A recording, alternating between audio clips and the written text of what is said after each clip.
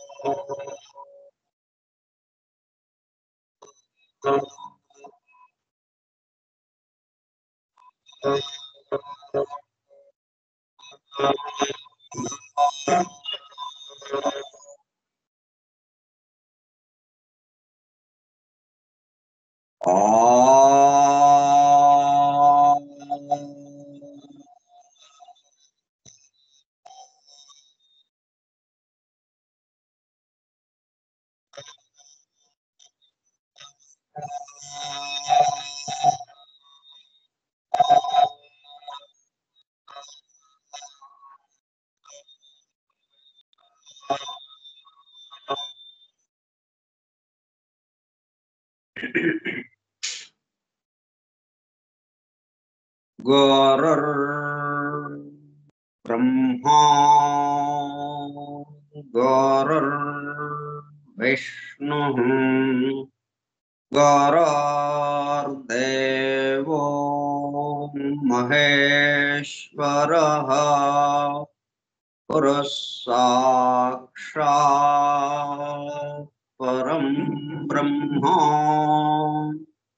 तस्मै श्री गुरवे नमः।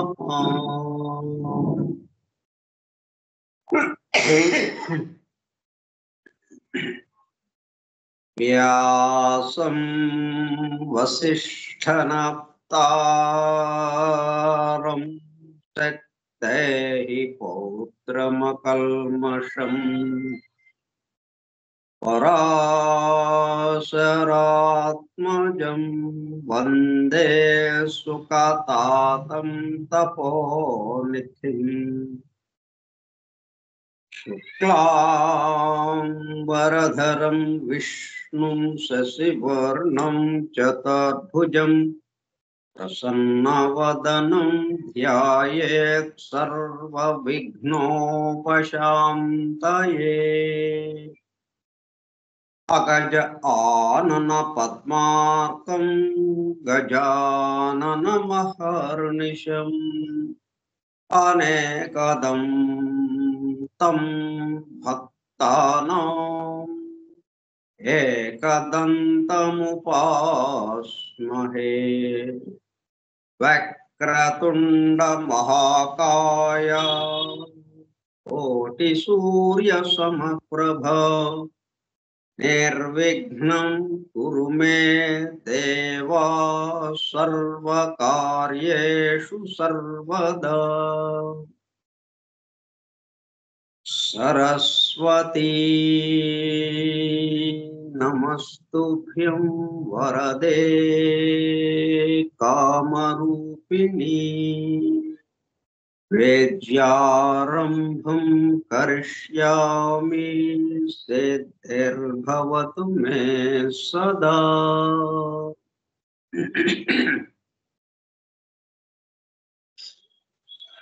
ॐ भूर्भुवः स्वः ॐ तत्सवितुर्वरेण्यं भर्गो देवस्य धीमहि धियो यो नः प्रचोदयात्।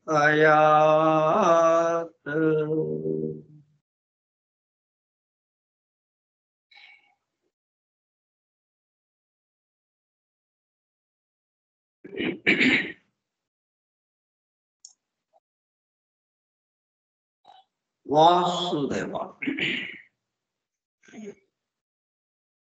కార్యక్రమ పరిచయ పత్రం. ఫోరం ఫర్ ట్రూత్ సీకర్స్, సత్యాన్వేషకుల బృందం. పరమ గురువులు హెలినా పెట్రోనా బ్లవెట్స్కీ ద్వారా సమస్త మానవాళి ఆధ్యాత్మిక అభివృద్ధి పరిపూర్ణతల కొరకు అందించిన మ్యాగ్నమ్ ఓపస్ పరమాద్భుత దివ్య గ్రంథము ద సీక్రెట్ డాక్ట్రైన్, రహస్య సత్య సూత్రము, వాల్యూమ్ 1 కాస్మోజెనసిస్, ప్రథమ సంపుటము బ్రహ్మాండోత్పత్తి క్రమము, Part 1 Cosmic Evolution in 7 stanzas from the book of Dhyan. ప్రథమ భాగము ధ్యాన గ్రంథంలోని 7 స్టాంజాస్ లో వివరింపబడిన బ్రహ్మాండ పరిణామం. గ్రంథ పఠనము, అధ్యయనము, అవగాహన, ఆత్మదర్శనము కార్యక్రమం. 187వ పాఠము 16/9/2024 సోమవారము సాయంత్రం 4:30 గంటలు. The secret doctrine Skype group లో సుదూర ప్రాంతాలలో ఎవరింట్లో వారు హాయిగా విశ్రాంతి తీసుకుంటూ ఏకకాలంలో ఒకేసారి ఏమి చేస్తున్నాము, వింటున్నాము. ఏమి వింటున్నాము?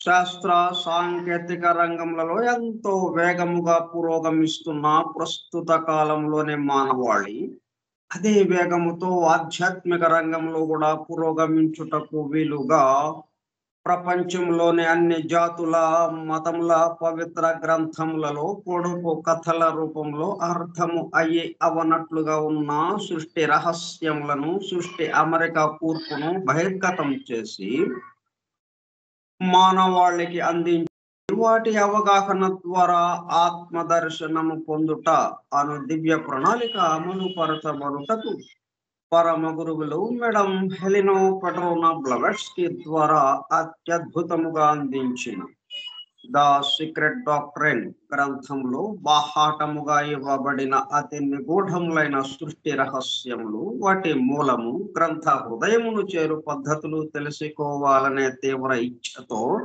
తపనతో సత్యాన్వేషణలో భాగముగా ఎన్నో నిగూఢ విషయములను మరింత లోతుగా తెలుసుకుంటూ సత్యమును చేరు ప్రయత్నంలో మనమందరము ఇక్కడ చేరాము.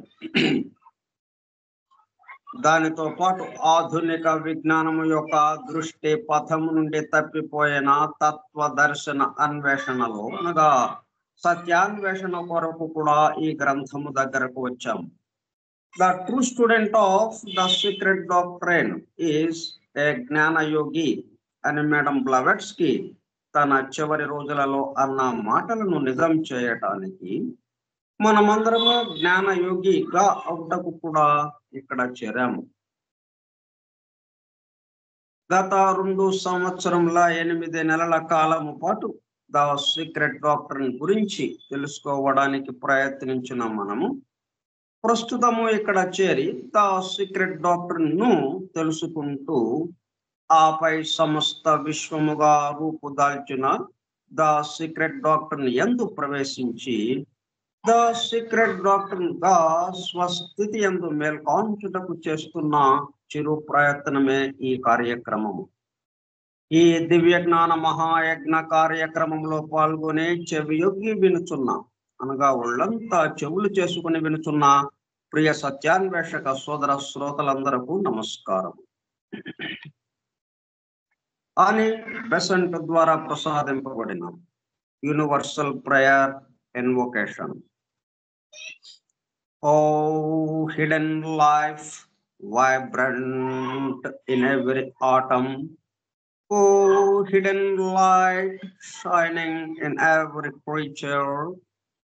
Oh, hidden love, embracing all in oneness. May each who feels himself as one with thee know he is also one with every other.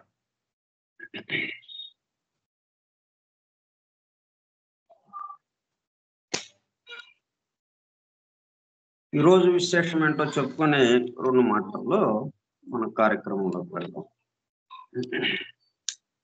ఎందుకంటే మన ప్రయాణంలో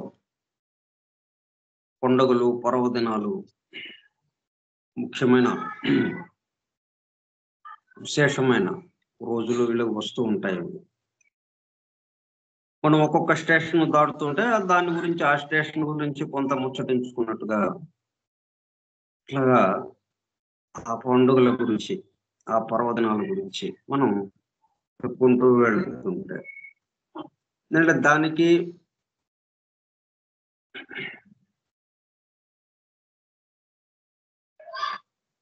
ఈ అంతరిక్షంలో ఒక అద్భుతమైన దివ్యశక్తి ప్రసారమయ్యే సమయాలు అవన్నీ కూడా.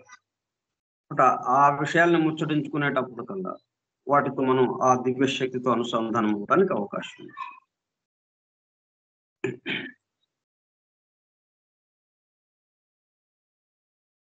మిలాద్ ఉన్ నబీ ఈరోజు ముస్లిం సోదరుల పండుగ. మనకు ప్రపంచవ్యాప్తంగా ముస్లిం సోదరులు జరుపుకుంటున్నటువంటి పండుగ ఏమిటి ఇది అంటే ముహమ్మద్ ప్రవక్త జయంతి ఈరోజు. దాన్నే మిలాద్ ఉన్ నబీగా చెప్పుకుంటున్నారు. సమాజ హితమే, మానవులను అజ్ఞాన అంధకారాల నుండి రక్షించి వారి ఇహ పర సాఫల్యం కోసం కృషి చేసిన మహాపురుషుడు ముహమ్మద్ ప్రవక్త సా. మానవులంతా ఒక్కటే, మనిషికి మధ్య ఎలాంటి వ్యత్యాసం కానీ ఆధిక్యం కానీ లేదు. అందరూ సమానమే, అందరూ ఒక తల్లి తండ్రి బిడ్డలే అన్నది ఆయన సందేశం. జగన్మాతా పితలు వాళ్ళే ఉంది. వారి యొక్క సంతానమే ఈ సృష్టిలోని సమస్త జీవులు ఆ జగన్మాతా పితల యొక్క సంతానము. ఎవరు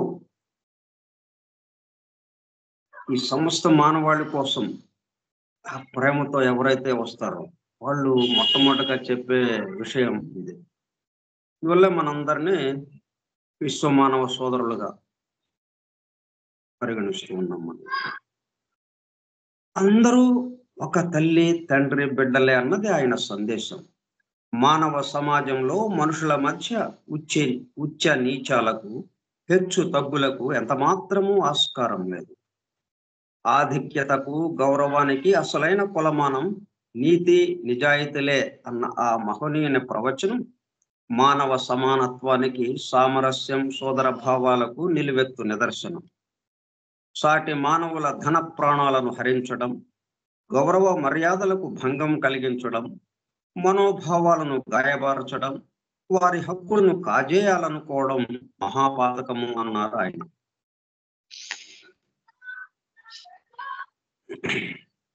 ఇవన్నీ ఏంటన్నమాట? Default settings.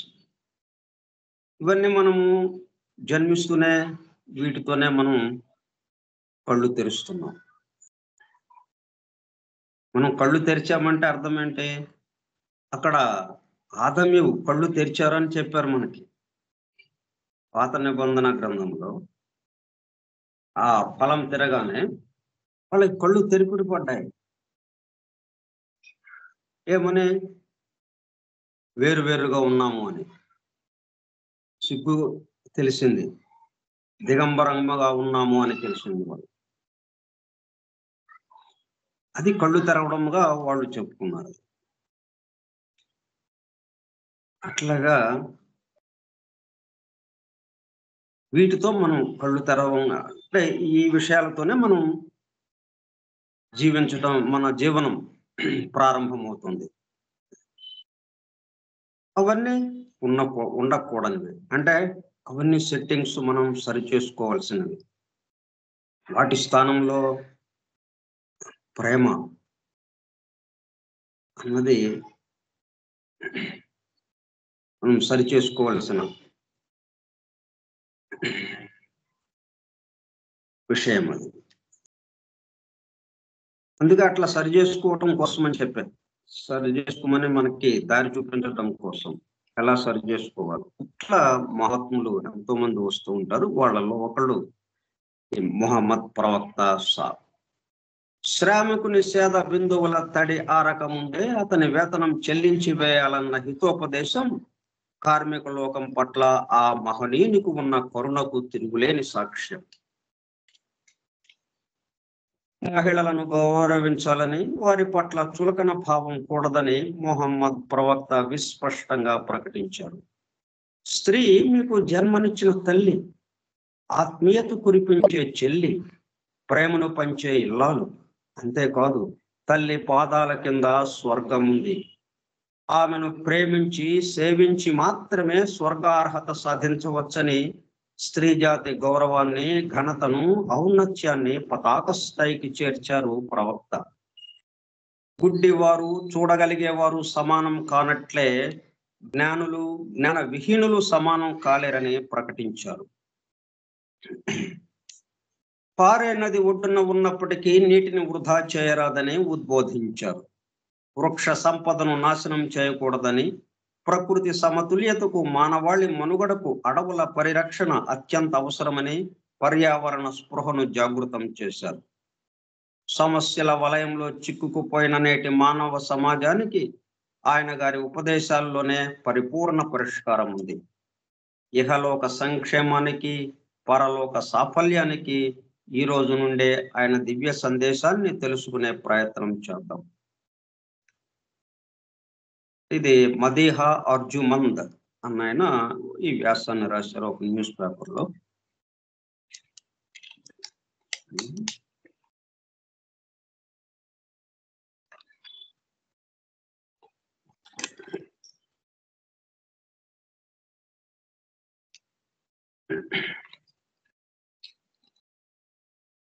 దీంతో పాటు కూడా వాళ్ళు ఏం చెప్తారంటే, ఈ సృష్టి యొక్క అమెరికా కూర్పును కూడా వాళ్ళు బోధించి, సృష్టి యొక్క అమెరికా ఈ పద్ధతుల్లో ఉంది కాబట్టి మనం ప్రకృతి ధర్మాలకి, ప్రకృతి నియమ నిబంధనలకి అనుగుణంగా మనం నడుచుకోవాల్సిన అవసరం ఉంది అని మనల్ని మేల్కొల్పడానికి వచ్చిన వాళ్ళు.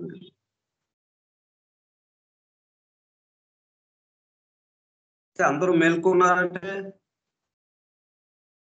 అందరూ ఒక్కసారిగా వచ్చిన వాళ్ళు కాదు కాబట్టి, మేల్కొన్న వాళ్ళు మేల్కొన్నారు, మేల్కోవాల్సిన వాళ్ళు ఇంకా ఉంటారు. ఎప్పుడు వాళ్ళు ఇవాళ కాబట్టి రేపు మేల్కొంటారు. ఈ సందేశాలు మాత్రం నిరంతరము మన మీద కురుస్తూనే ఉంటాయి, మన మీద మనకు ప్రసారం అవుతూనే ఉంటాయి.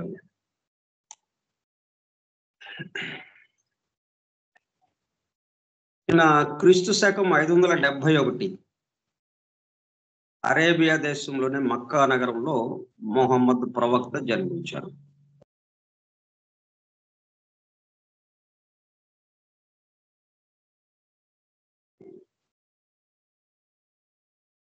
అనాథ అయిన అంటే ఈ మహనీయుడు జన్మించక ముందే తండ్రిని 6 ఏళ్ల ప్రాయంలో అమ్మను కోల్పోయారు.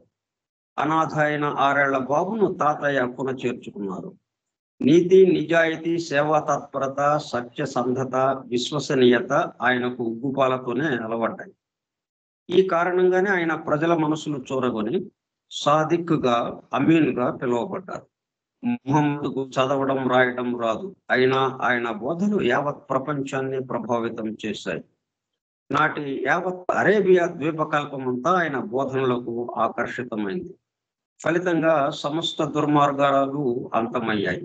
అసత్యం, అవినీతి, అక్రమాలు, దోపిడీ, సారాయి, జూదం, వడ్డీ, అంటరానితనం, హత్యలు, అత్యాచారాలన్నీ సమసిపోయాయి.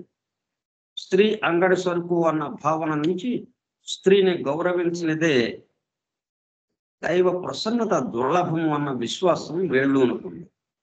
అన్ని రకాల చెడులు, అసమానతలు అంతమైపోయాయి. పొడుగులు, బలహీనుల హక్కులు పరిరక్షించబడ్డాయి. మానవ సమాజంలో అన్ని విధాల శాంతి, సౌభాగ్యాలు పరిఢవిల్లాయి.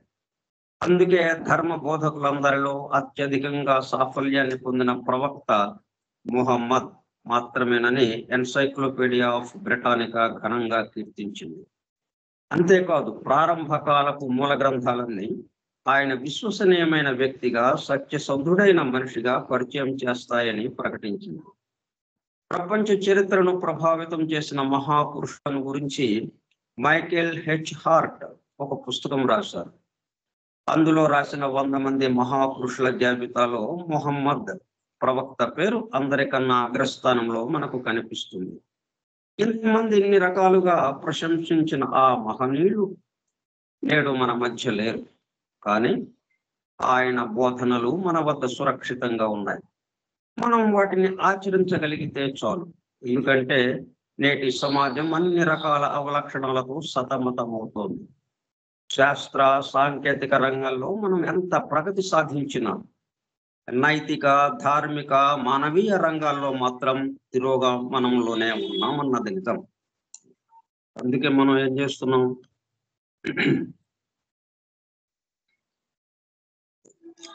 శాస్త్ర సాంకేతిక రంగంలో ఎంతో వేగముగా పురోగమిస్తున్న ప్రస్తుత కాలంలోనే మానవాళి అదే వేగముతో ఆధ్యాత్మిక రంగంలో కూడా పురోగమించుటకు వీలుగా ప్రపంచంలోని అన్ని జాతుల, మతముల పవిత్ర గ్రంథములలో పొడుపు కథల రూపంలో అర్థం అయి అవనట్లుగా ఉన్న సృష్టి రహస్యములను, సృష్టి అమెరికా కూర్పును బహిర్గతం చేసి మానవాళికి అందించి వాటి అవగాహన ద్వారా ఆత్మదర్శనము పొందుట తాను దివ్య ప్రణాళిక అమలుపరచబడుటకు అందుకు మనం ఈ అధ్యయనం పెట్టుకున్నాం.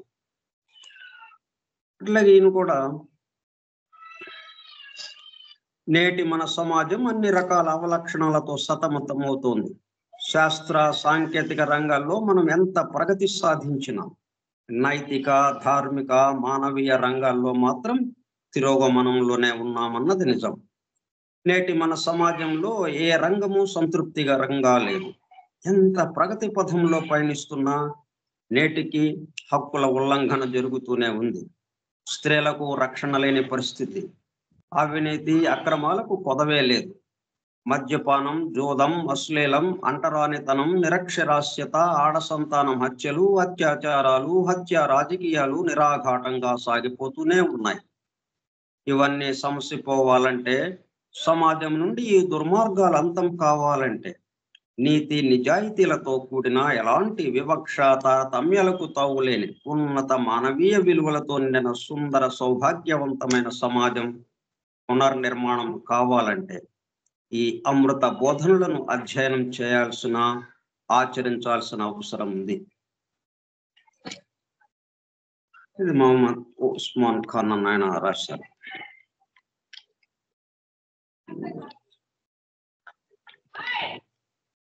ఇవన్నీ తెలియవా మనకి? ఇట్లాగా ఆచరిస్తే మనం ఆనందంగా జీవించవచ్చు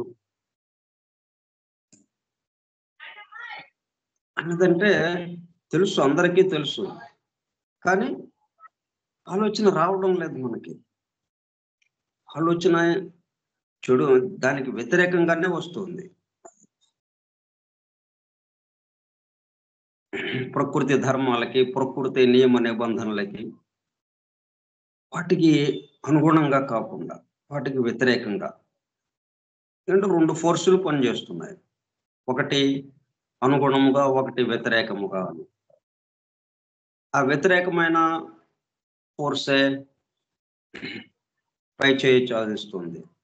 ఈ రెండింటి మధ్యన సమతూకం ఉండడం లేదు. ఎప్పుడైతే సమతూకం ఉండడం లేదో ఇటువంటి అశాంతి సమాజంలో గోచరిస్తూ ఉంటుంది.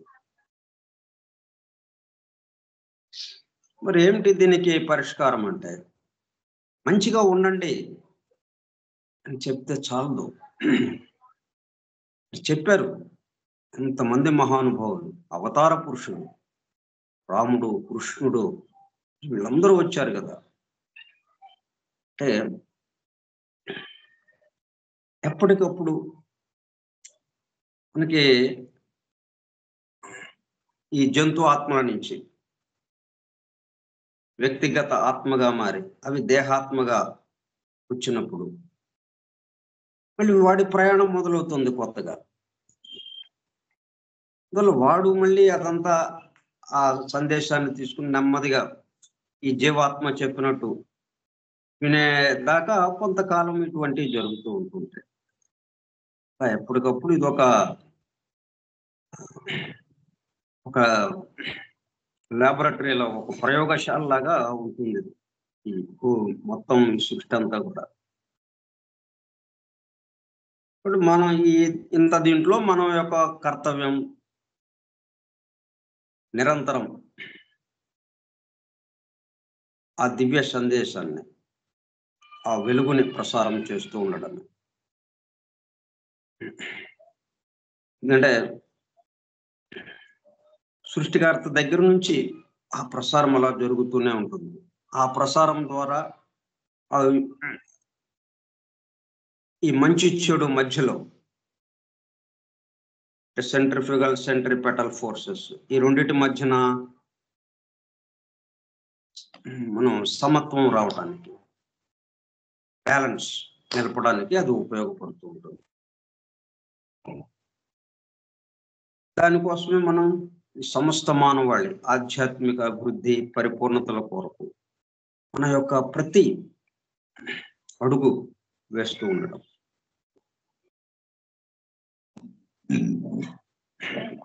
మనం ఒక వెలుగుగా మారితే ఈ వెలుగులో ఎంతో మంది దారి చూసుకుంటూ ఆ మార్గంలో పయనించడానికి వీలవుతూ ఉండేది. కాబట్టి ఆ ముహమ్మద్ ప్రవక్త సాబ్ ఆయన ఆచరించి మానవాళికి మార్గదర్శకం నేర్పి ఆయన ఏవైతే చేశారో అట్లాగే మనం కూడా సమస్త మానవాళి ఆధ్యాత్మిక అభివృద్ధి పరిపూర్ణతల కోసం మనం వాటిని ఆచరిస్తూ మన చుట్టూ ఉన్న వాళ్ళకి ఆదర్శంగా నిలబడదాం. దానికి ప్రాతిపదిక అవగాహన. దేని పట్ల అవగాహన? ఈ సృష్టి పట్ల అవగాహన. ఈ సృష్టి యొక్క అమరిక కూర్పు ఎట్లా ఉందో ఆ అవగాహన ద్వారా ఏం జరుగుతుంది, మనం చేస్తున్న పనులు ఎలా చేస్తున్నాం అన్న దాంట్లో ఆ చిక్కుముడి విడిపోతుంది. నా కోసం అని మనం ఇప్పటి వరకు అనుకున్నాం.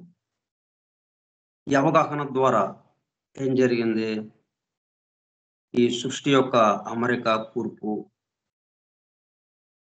అర్థమై ఇప్పుడు మనం నా కోసం కాకుండా నా చుట్టూ ఉన్న వారి కోసం, ఈ సృష్టించిన వాటి కోసం ఈ పనులన్నీ జరుగుతున్నాయి. ఇవన్నీ నేను ఇవన్నీ నీతి నిజాయితీలు మంచితనం ఇట్లా మొత్తం మంచి లక్షణాలు ఏవైతున్నాయో ఒక లిస్ట్ ఇచ్చారు. దాంట్లో అవన్నీ ఆయన ప్రబోధించారు. ఆ ప్రబోధించిన లక్షణాలన్నీ ఆ లక్షణాలు మనలో పెంపొందించుకోవాలంటే అత్యంత కష్టతరమైనటువంటి విషయం. అవి ఎట్లా వస్తాయి అప్రయత్నంగా మనలో అవి మేలు కాంచాలి అంటే మనం చేస్తున్న పనులు ఏంటి అన్నదే మనం ఆలోచిస్తే, నా కోసం ఒక్కసారి ఆలోచిస్తే నా కోసమా నా చుట్టూ ఉన్న వారి కోసమా? చుట్టూ ఉన్న వారి కోసం ఉదయం లేచిన దగ్గర నుంచి రాత్రి పడుకునే దాకా పనులు చేస్తున్నాం. ఎవరిని చూసినా కానీ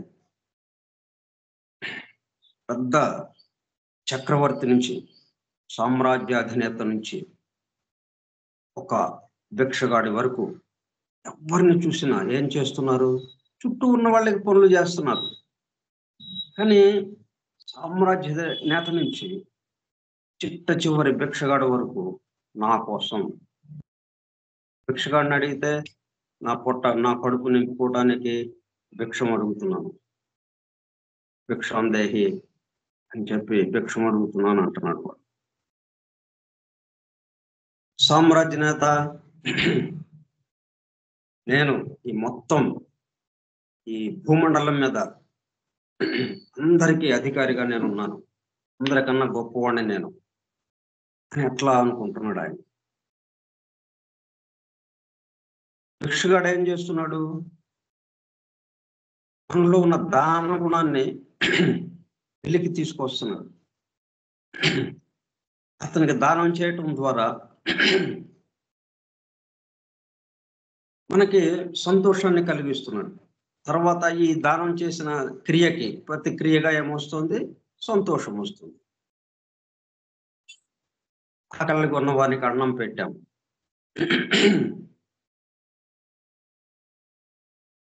అట్లా ఒక సంతోషాన్ని మనకు కలగజేసేటట్టుగా, ఒక క్రియ ద్వారా మనకి ప్రతిక్రియ సంతోషం వచ్చేటట్టుగా అతను మనందరికీ సేవ చేస్తున్నాడు. అతను అందరికీ ఉపయోగపడుతున్నాడు అతను.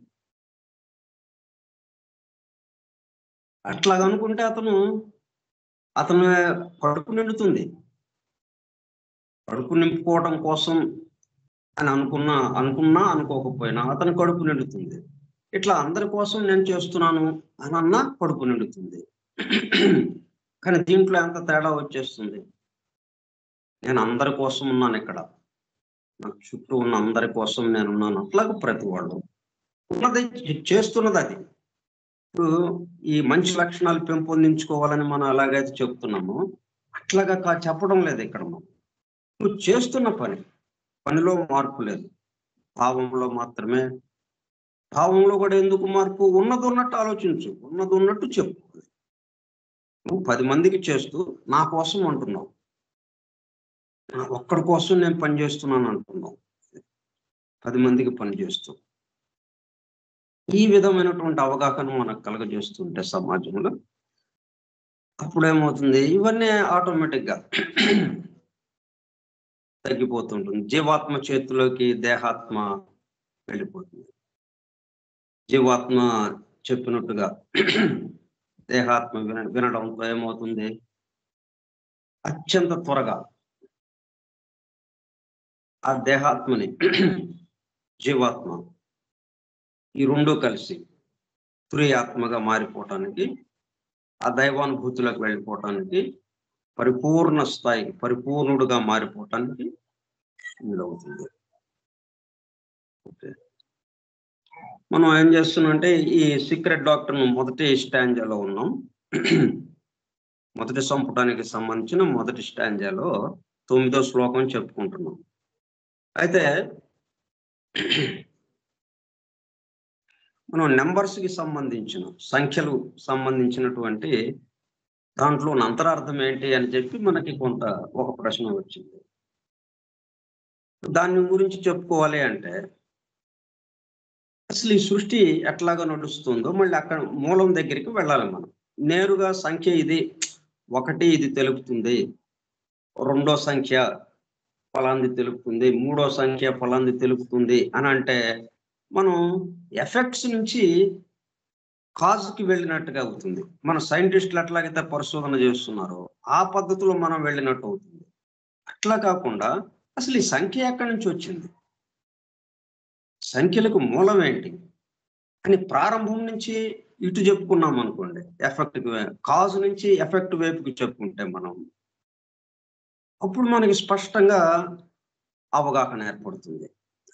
ఈ సమస్త సృష్టి సంఖ్యలతో, అంటే సమస్త సృష్టి దేని మీద ఆధారపడి నడుస్తుందో అది మనకి అవగతమైతే అప్పుడు ఈ సంఖ్యలు 2 ఏంటి అనేది మనకు వెంటనే అర్థమవుతుంది. 3 ఏంటి అనేది, 4, 5 అలాగా. అందుకని మనం అటు నుంచి మూలం దగ్గర నుంచి వద్దాం. దానికి సంబంధించి మనకి ఎకరాల కృష్ణమాచార్య స్పిరిచువల్ సైకాలజీ అని అంటే ఆయన ప్రసంగాలని ఒక చోట చేర్చి స్పిరిచువల్ సైకాలజీ అన్న గ్రంథంగా మనం అందుబాటులోకి వచ్చింది. దాంట్లో ఒక అధ్యాయం ది ఆకల్ట్ కీబోర్డ్. ఆ కీబోర్డ్ దగ్గరికి వెళ్ళాలి మనం. వెళితే అప్పుడు మనకి ఆ నెంబర్స్ గురించిన విషయం సంపూర్తిగా అర్థమవుతుంది.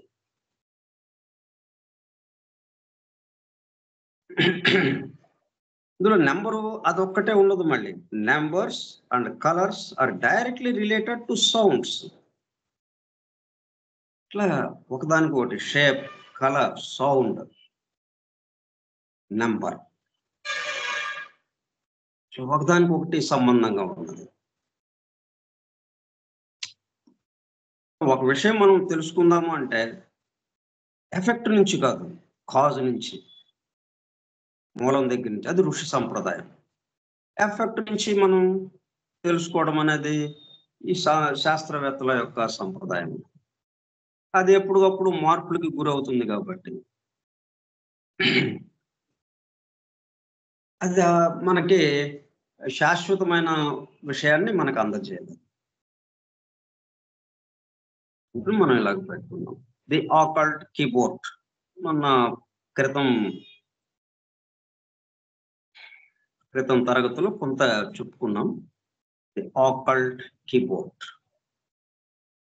ఆకల్ట్ అంటే గుప్తముగా, రహస్యముగా ఉన్నటువంటి, అంటే మనకి టైప్ రైటర్ ఉంది, కీబోర్డ్ మనకి ఎదురుగా కనిపిస్తుంది, మన కంటికి ఎదురుగా, మన పంచేంద్రియాలకి సంబంధించి మన భౌతికమైనటువంటి చక్షువుకే ఇది కనిపిస్తుంది.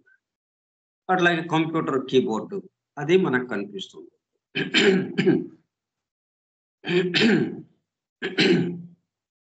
కానీ ఈ సృష్టికి సంబంధించిన సృష్టికి సంబంధించి కూడా ఒక కీబోర్డ్ ఉన్నది.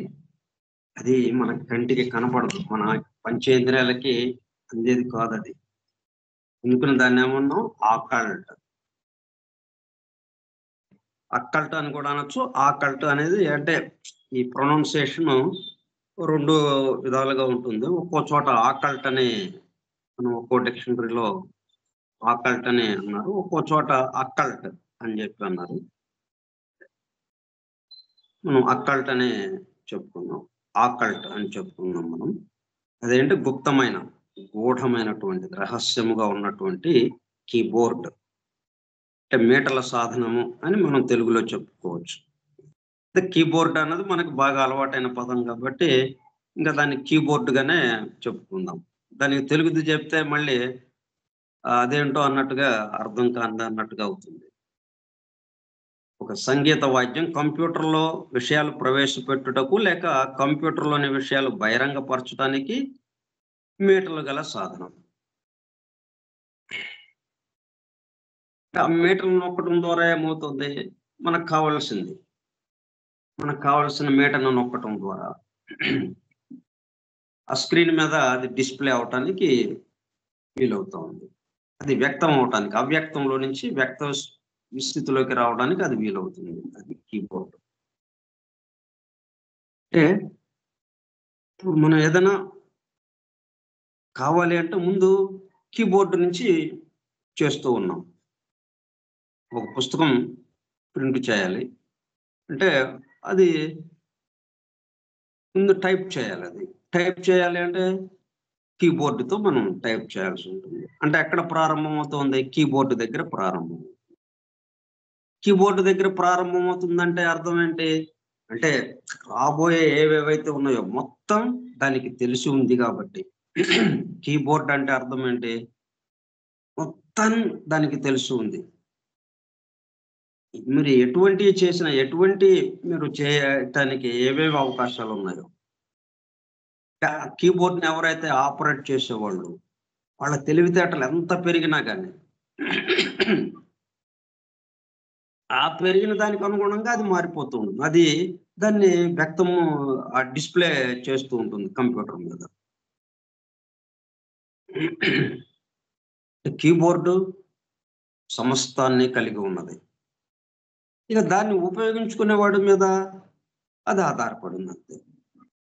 ఉపయోగించుకునేవాడు ప్రాథమికంగా నేర్చుకునేవాడికి 1వ తరగతి, 2వ తరగతి వాడికి కీబోర్డు ఎంతవరకు నొక్కగలడు? వాడు కొంచెమే దాన్ని ఉపయోగించుకోగలడు.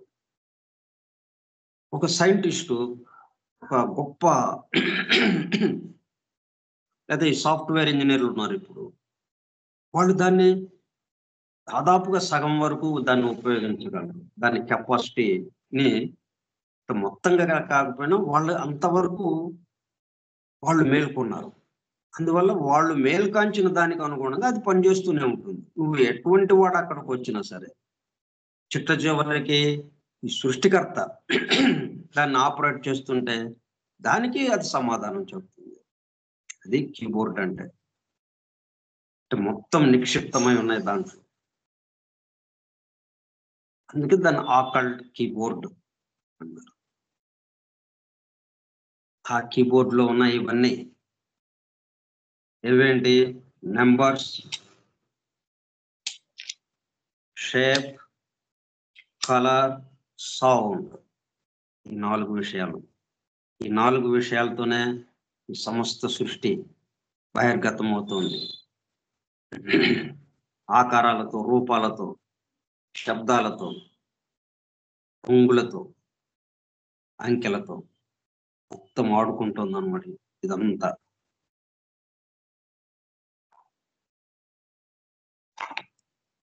A regular practice of occultism is a perfect scientific process. మనం ఏం చేస్తున్నాం? The hidden wisdom, the Holi Bible, the secret doctrine. ఇట్లా సీక్రెట్, హిడెన్, ఇట్లా రహస్యం అంటే మన పంచేంద్రియాలకు అందరిది ఏదైతే ఉందో దాన్ని అందుకోవటానికి ప్రయత్నం చేస్తున్నాం మనం. మన పంచేంద్రియాలకు అందకపోవటమే కదా, అది తెలియలేదు, కనపట్టలేదు అని అంటున్నాం మనం. అదే మనం అయినప్పటికీ, మనం ఏదైతే ఎదుగుతున్నామో అదే మనం అయినప్పటికీ మనకు అందుబాటులోకి లేదు. అది మనకు కనపట్లేదు, మనకు వినపట్లేదు. అందువల్ల వెతుకుతూ ఉన్నాము. ఆ వెతుకులాటికి సంబంధించిన ఒక సాధనలో ఒకటి దాని గురించి తెలుసుకో. అన్వేషణ, సత్యాన్వేషణ. Regular practice of occultism. మనం ఈ గ్రంథాలని అధ్యయనం చేస్తూ నిరంతరం ఇదొక సాధనగా పెట్టుకున్నాం. మనం ఈ గ్రంథాలను అధ్యయనం చేయటం ద్వారానే ఎట్లాగా అధ్యయనం చేస్తున్నాం, అవి వాటి పట్ల అవన్నీ మనలో ఉన్నాయి. గ్రంథంలో ఏవైతే ఉందో ఈ గ్రంథము మొత్తం దీంట్లో ఉన్న విషయాలన్నీ కలుపుకున్నదే మనం. మన దేహము, దేహ వ్యవస్థ, ఈ భౌతిక దేహ వ్యవస్థ, అలాగే భౌతిక శరీరము, ఇది చివరిది 7వ శరీరం. ఇది అట్లా ఇంకా మిగతా 6 శరీరాలు, మొత్తం 7 శరీరాలతో 7 లోకాలతో అనుబంధంగా ఉన్నాం మనం.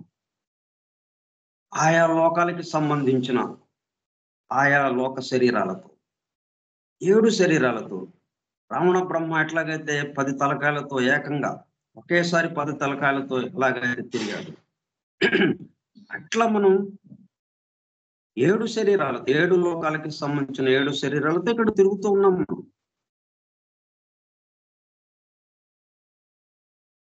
A regular practice of occultism is a perfect scientific process. అది ఒక శాస్త్రీయంగా ఒక క్రమ పద్ధతిలో మనం read the book, see the light. గ్రంథమును పఠించు, వెలుగును దర్శించు అన్న పద్ధతిలో అక్కడ ఇవ్వబడ్డ ప్రతి విషయం మనం ఎప్పుడైతే ఆ పదాన్ని ఉచ్చరించామో, ఉచ్చరించిన పదాన్ని విన్నాము, విన్న వెంటనే దానికి సంబంధించిన ఏ పదం, ఆ పదానికి సంబంధించినటువంటి విషయానికి మన దేహంలో ఉన్న ఆ విషయం దగ్గరికి మనం వెళ్ళిపోతున్నాం. అక్కడ దాన్ని దర్శిస్తున్నాం. దాని పట్ల మనం మేల్కొంచుతున్నాం. అదే వెలుగును దర్శించడం అంటే. దాని పట్ల మనం మేల్కొంచుతున్నాం.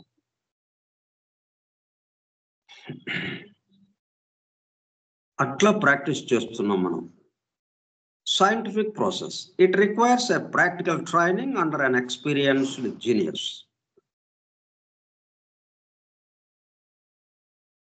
అందుకే మనం బ్లావెట్స్కీ ద్వారా పరమ గురువులు అందించినటువంటి ద సీక్రెట్ డాక్టరీన్, అట్లాగే ఆ వెలుగుని దర్శించినటువంటి జాఫ్రీ హడ్సన్,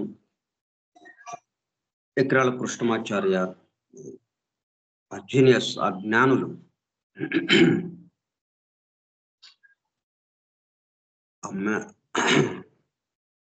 వారి యొక్క ఆధ్వర్యంలో వాళ్ళు గ్రంథం ఇచ్చారంటే అర్థం ఏంటి?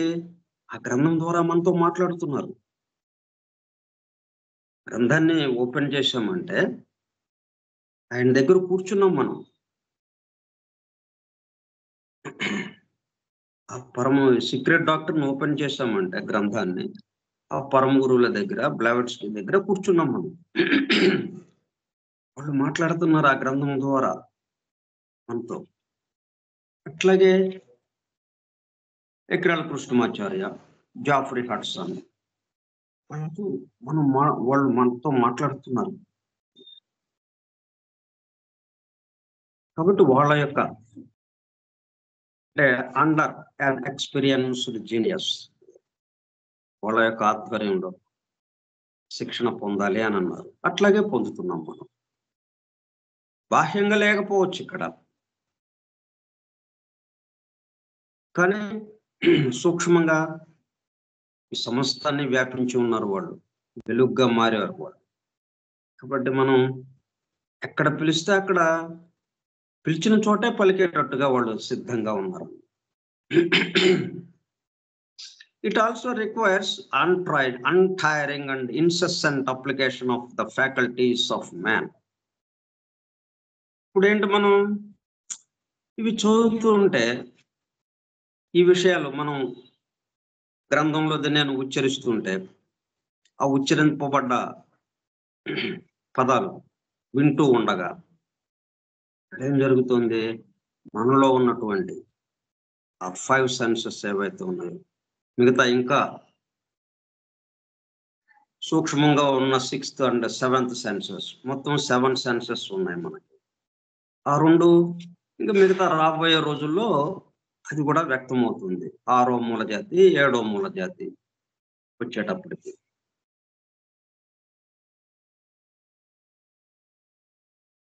ఈ మొత్తం 7 సెన్సెస్ ద్వారా ఏవైతే మనం వింటున్నామో ఆ ఫ్యాకల్టీస్ అన్నీ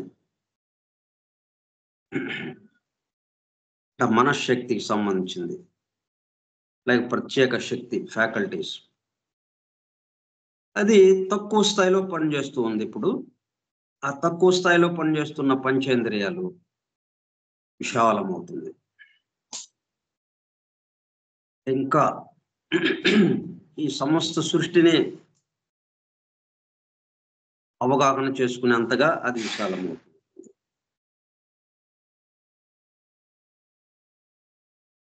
అన్టైరింగ్ అండ్ ఇన్సెసెంట్ అప్లికేషన్, ఏమాత్రం విసుగు చెందకుండా, అలసట లేకుండా, ఎప్పటికప్పుడు నూతన ఉత్సాహంతో. ఎందుకంటే మనకి ఎలా జరుగుతుంది ఇది, మనలో ఏమి మార్పు లేకుండా ఎంతసేపు విన్నామా అని అంటే, మనలో మార్పు లేకుండా ఒక్క నిమిషం కూడా మనం వినలేము. వింటున్నాము అంటే అర్థం ఏంటి, మనలో మార్పులు జరుగుతూ ఉండగా. మనలో మార్పులు అంటే వాటి పట్ల మనం మేల్కాంచటం, మేల్కాంచుతూ ఉండగా ఉత్సాహం, తరగని ఉత్సాహం వచ్చేస్తుంది మనకి. అలసట అన్నదే ఎరగం.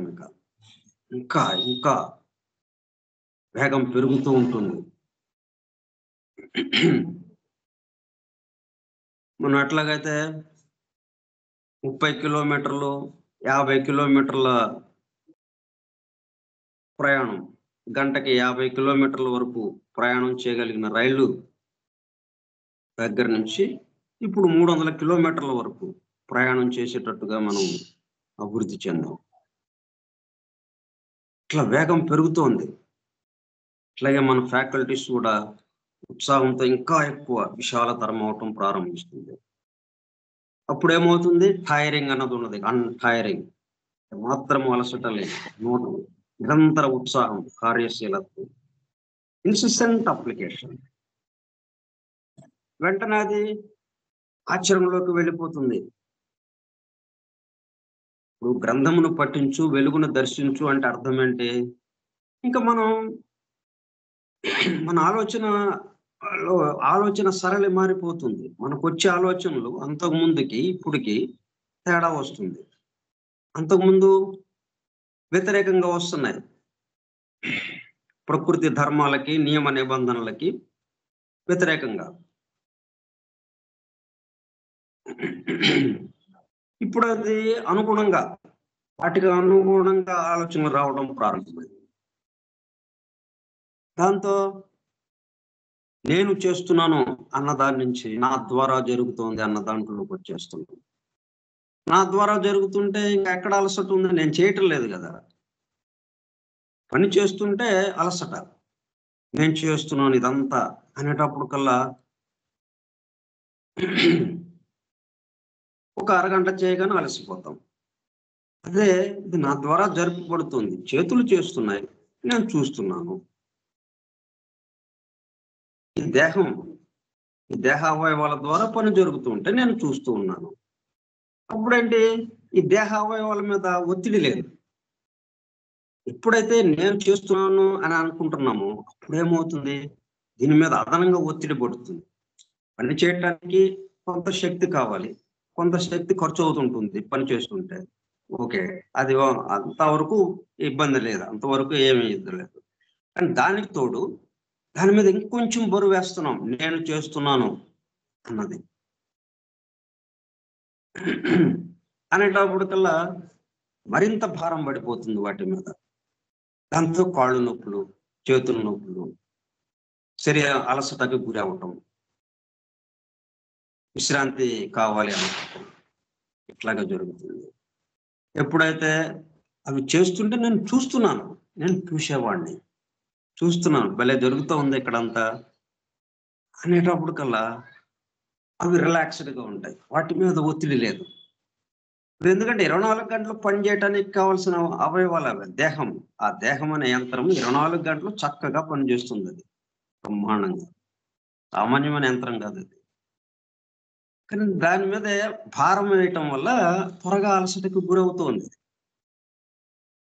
నా ద్వారా జరుగుతోంది. నేను చూస్తున్నాను, గమనిస్తున్నాను అనేటప్పటికల్లా దాని మీద భారం ఏమాత్రం ఉండటం లేదు. అవి చేయగలిగినంత పని అవి 24 గంటలు చేయటానికి కావాల్సిన శక్తి వాటి దగ్గర సిద్ధంగా ఉంది. అవి చేసుకుంటూ వెళ్ళిపోతాయి. ఎందుకు అలసటకి గురవుతున్నాం? ఎక్కువ బరువు పెట్టేస్తున్నాం దాని మీద. ఈ పనికి ఒక పాతికొంతైతే, ముప్పాతికొంతు బరువుని దాని మీద పెట్టేస్తున్నాం. అప్పుడది అలసటకి గురైపోతుంది. అంటే చేయని దానికి బరువుని మోయాల్సొచ్చిందది. తను చేసే పనికి సంబంధించి చాలా అత్యల్పమైన బరువు. తను చేసే పనికి సంబంధించిన బరువు ఎంత అంటే చాలా అత్యల్పం. బరువు లేకుండానే ఉన్నట్టుగా ఉంటుంది. బరువు లేకుండా ఎంత పనైనా చక్కగా చేస్తూ ఉంటది. అలసట రాదు. శక్తి ఖర్చు అవ్వటం అనేది చాలా చాలా మినిమమ్. మరెందుకు అలసటకి గురవుతున్నామంటే, నేను చేస్తున్నాను అనేటప్పటికల్లా అక్కడ గందరగోళం అయిపోతుంది. కాబట్టి ఇది ఏంటి, అన్‌టైరింగ్ అండ్ ఇన్సెసెంట్, ఎడతెగకుండా అనమాట, నిరంతరంగా. Application of the faculties. అదే ఈ విషయాలు మనం తెలుసుకోవాలి. కళ్ళు, చెవులు, ముక్కు అన్నీ ఇటువైపుకి రండి. మొత్తం పంచేంద్రియాలు ఇటువైపు ధ్యాస పెట్టండి అని బాగా వినండి. ఏమాత్రం ఇంకొక ఆలోచనలోకి వెళ్ళకుండా అన్నట్టుగా దానికి ఇట్లాగా రూల్ పెట్టినట్టుగా అయిపోయిందనుకోండి. దాన్ని ఒత్తిడి చేశామనుకోండి, త్వరగా అలసిపోతుంది. ఆ విషయాన్ని గ్రహించలేదు. అందుకే మనం ఏం చెప్పుకున్నాం ప్రారంభంలోనే, ఎట్లా వింటున్నాం? హాయిగా విశ్రాంతి తీసుకుంటూ. ఒత్తిడి లేదు. పంచేంద్రియాలు దర్జాగా మన దగ్గర కూర్చున్నాయి. మనతో పాటు చక్కగా అవి ఆనందపడుతూ ఈ విషయాల్ని మరింత ఎక్కువగా మనకు అందజేస్తూ ఉంది. పంచేంద్రియాలు ఎంత ఆనందపడితే ఆ నేను అన్నది ఏదైతే ఉందో అది ఇంకా ఆనందం పెరుగుతుంది. అట్లా మాదిరిగా ఈ ఫ్యాకల్టీస్‌ని పూర్తిగా దీనికి ఏకాగ్ర చిత్తులు కండి. వేరే ఇది లేకుండా అని దానికి ఒక పెద్ద పని అన్నట్టుగా పెద్ద బరువు పెట్టామనుకోండి, ఏమాత్రం అవకాశం లేదు మనం ఈ విషయాలు తెలుసుకోవడానికి, గ్రహించడానికి, విశాలతరం అవ్వటానికి చాలా కష్టమైపోతుంది. ఇక ఫ్యాకల్టీస్ హాయిగా విందాం. ఓకే. అంతే. అప్పుడు ఏమైపోయింది? వినడం ద్వారా ఇప్పుడు సంగీతం ఏమైంది? వింటున్నాం. దాని గురించి ఏమి మనకి ఇవి జాగ్రత్తగా వినాలి. ఇక్కడ ఈ సంగీతంలో ఉన్న రాగం, తాళం ఇటువంటియన్నీ అది అట్లాగా చేశారు, ఇవి ఇలాగా పాడాడు. ఇక ఇవి లేవు కదా మనం. వినడం అంతే. వినడం చేస్తున్నాం. వినడం చేసేటప్పుడు కల్లా సంగీతంగా మారిపోయాం మనం. మనల్ని మర్చిపోయాం ఇక. మన దేహం గుర్తులేదు. మనం ఎక్కడున్నామో తెలియదు. ఆ ధ్వనిలో సంగీతం సంబంధించిన ఆ శ్రావ్యమైన ధ్వనిలో, మధురమైన శ్రావ్యమైనటువంటి ఆ ధ్వనిలో కరిగిపోయాం. ఆ ధ్వని ఒక్కటే ఉన్నది. సంగీతం ఒక్కటే ఉన్నది. ఆ పాట ఒక్కటే ఉన్నది. ఆ పాటను వింటున్నాము అన్న ధ్యాస కూడా లేదు మనకి. అంతగా పాటలో కరిగిపోయాం. అట్లాగా మనం ఈ విషయాల్ని ఇలాగా వినాలి. ఇటువంటి వాటికి సంబంధించిన ఫ్యాకల్టీస్ అన్నిటిని ఇటువైపుకి మరల్చడం అంటే పద్ధతి అది. For him, no time is left to apply the physical, mental, and intellectual activity to something other than his own practice.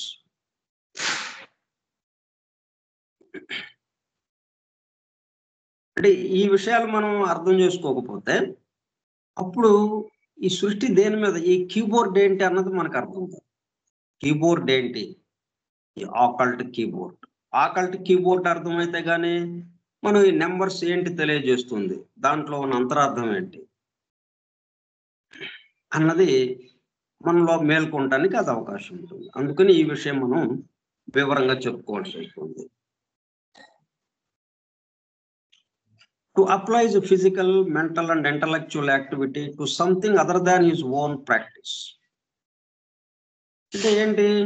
ఇక మనం నిత్య జీవితంలో ఉన్న కర్మలన్నిటిని వదిలేసి, పనులన్నిటిని పూర్తిగా ఇదే ధ్యాస పెట్టుకుని దీనికి సంబంధించిందే 24 గంటలు ధ్యానంలోకి వెళ్ళిపోవటం అని కాదు. మనం ఎట్లా చేయాలి?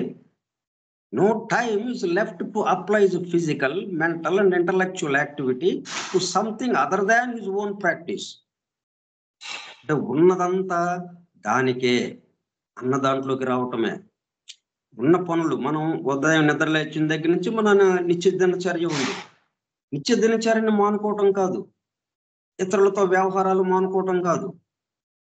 వీటిని ఇవన్నీ మన ప్రాక్టీస్లో భాగాలుగా,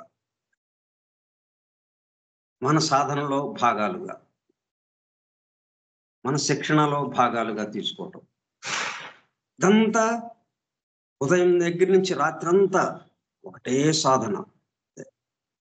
కానీ అన్ని రకాల పనులు మనం ద్వారా మన యొక్క డ్యూటీస్ ఏవేవైతే ఉన్నాయో, మన కర్తవ్యాలన్నిటినీ నిర్వహించాం. ఉదయం లేచిన దగ్గర నుంచి మొత్తం నిర్వహించాం, పక్క మీద చేరాం, హాయిగా విశ్రాంతి తీసుకుంటున్నాం. కానీ మొత్తం ఏం చేశాం? ప్రాక్టీస్, శిక్షణ, సాధన. ఒకే విషయం గురించి, ఈ సమస్తానికి సంబంధించింది ఏదైతే ఉందో ఆ సత్యాన్వేషణగా అన్నట్టుగానే ఈ పనులన్నిటిని చేసాం. ఆ పనుల ద్వారా, ఆ పనుల నుంచి ఆ సత్యాన్ని కనుగొనటం అన్నట్టుగా అలాగా జరిగింది మనకది. అంటే ఇక్కడ మనకేమర్థం వస్తుంది? No time is left to apply the physical, mental and intellectual activity. భౌతికంగా కానీ, మానసికంగా కానీ, బుద్ధిమయ కక్షలోది కానీ ఇటువంటి పనులన్నీ ఏం చేయాలి? To something other than his own practice. మనం ఏదైతే ఇలా ప్రాక్టీస్ పెట్టుకున్నామో సత్యాన్వేషణ గురించి, ఇది తప్ప ఇంకొకటి ఉండకూడదు. ఇంకో దాని వైపు మనం మనస్సుని, మన భౌతిక శరీరాన్ని, మనస్సుని, బుద్ధిని అటువైపుకి మరల్చకూడదు. ఇతర విషయాల జోలికి వెళ్ళకూడదు. మనం అక్కడ ఏదో సినిమా ఆడుతుందంట సినిమా హాల్లో, అది బాగుందని మన చుట్టూ ఇళ్ళ వాళ్ళు వెళ్తున్నారు, మనం వెళ్ళకూడదు, మనం దాని వైపు చూపు మరల్చకూడదు అన్నట్టుగా. అక్కడ వాళ్ళు ఏదో చక్కటి ఫంక్షన్ ఏదో జరుగుతుంటే ఆ ఫంక్షన్కి వెళ్తున్నారు, మనం వెళ్ళకూడదు అని. ఇట్లా కాదు. నో టైమ్ ఇస్ లెఫ్ట్ అంటే ఏ కార్యక్రమం అయినా దానికి సంబంధించిందే, సాధనకి సంబంధించిందే. కాబట్టి నిరంతరత్వం అయిపోతుంది. మనం మేలుకున్న సమయం మొత్తం ఎట్లా గడిపాం? సాధనలోనే గడిపాం. అట్లాగని ఇంట్లోనే కూర్చున్నామా? లేదు. అన్ని రకాల పనులు చేశాం. సాధన మొదలెడదాం అనుకుని కూర్చున్నామా అనుకున్నాము. నిన్న ఎట్లాగా పని చేశాము, నిన్న సాధన లేకుండా మామూలుగా పనులు చేశాం. అవే పనులు ఇవాళ కూడా చేశాము.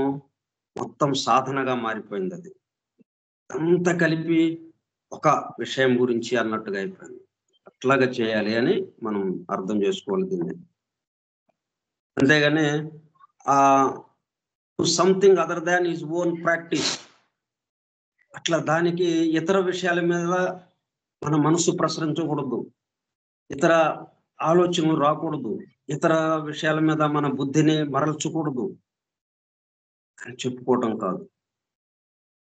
మనం ఏమేమైతే ఆలోచనలు వస్తున్నాయో, మనం ఏమేమైతే మాట్లాడుతున్నామో, మనం ఏమేమైతే చేస్తున్నామో పనులు, ఇదంతా సాధన కిందకి వెళ్ళిపోవాలి. అప్పుడేమైంది?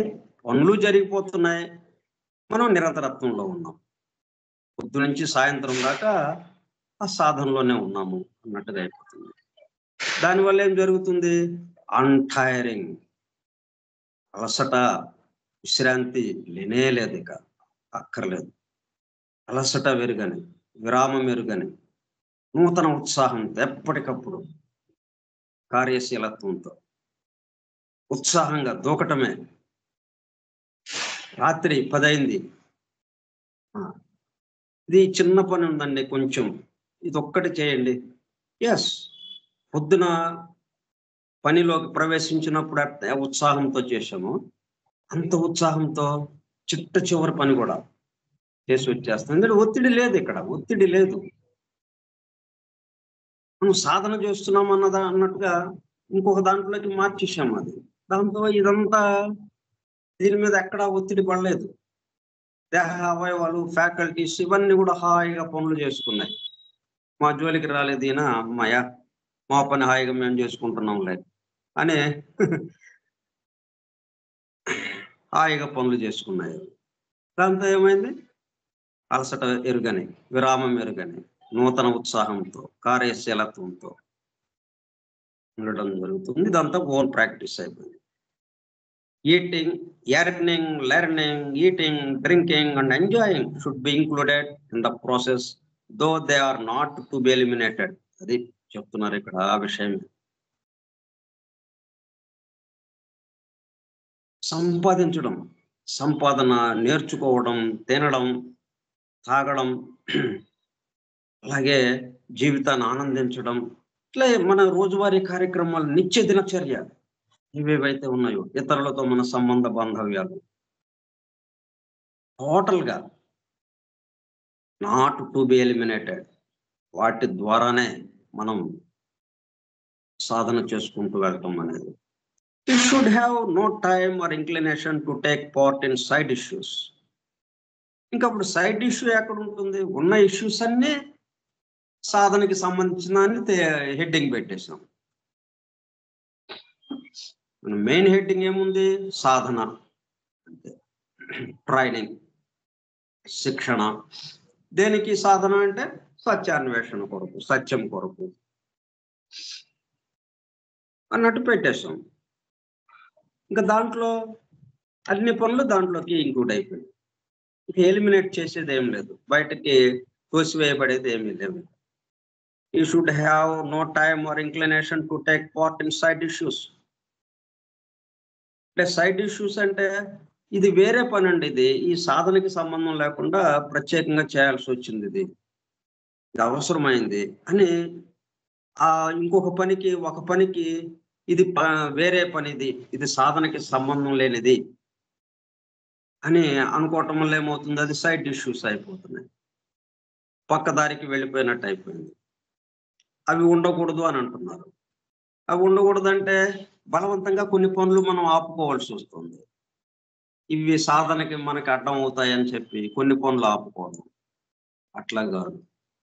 ఉన్న పనులన్నీ సాధనకే, సాధనలో భాగాలే. అంటే ఇంకా no side issues. Every issue should be meaningful and significant enough to contribute to the ultimate perfection, which consists of the multi-dimensional and harmonious growth in the making and a simultaneous and conscious existence in all planes. ఇట్లా ప్రతిదీ సాధన కోసమే అనేటప్పుడు కల్లా ఏమైంది, మొత్తం రకరకాలుగా ఉన్నటువంటిది ఇవన్నీ కూడా ఏకకాలంలో ఒకేసారి అనుభూతి చెందగలుగుతాం. సైమల్టేనియస్, ఏకకాలంలో, and conscious existence in all planes. క్రమక్రమంగా 7 లోకాలు ఒకేసారిగా మనం దర్శించగలుగుతాం. There are certain symbols with which you should be acquainted, and there is a keyboard which he has to operate. దీనికి సంబంధించి ఎట్లాగా చేయాలి అంటే, మనకి చిహ్నాలు ఉన్నాయి, గుర్తులు, సింబల్స్. మనం ఒక అడ్డగీత గీస్తే దాన్ని ఏమంటాం, ఒక స్ట్రైట్ లైన్ గీసాము, దాన్ని స్ట్రైట్ లైన్ అన్నాం. దానికి పైన ఇంకొక 2 గీతలు స్లాంట్గా, కోణం వంపుగా 2 గీతలు గీస్తే, ఈ 2 గీతలు పైన ఒక చోట కలిసేటట్టుగా గీస్తే, మనం ఒక స్ట్రైట్ లైన్ గీసాము, ఏబి అని పేరు పెట్టాం. ఏ నుంచి ఒక గీత పైకి నిలువుగా, బి నుంచి ఒక నిలువు గీత.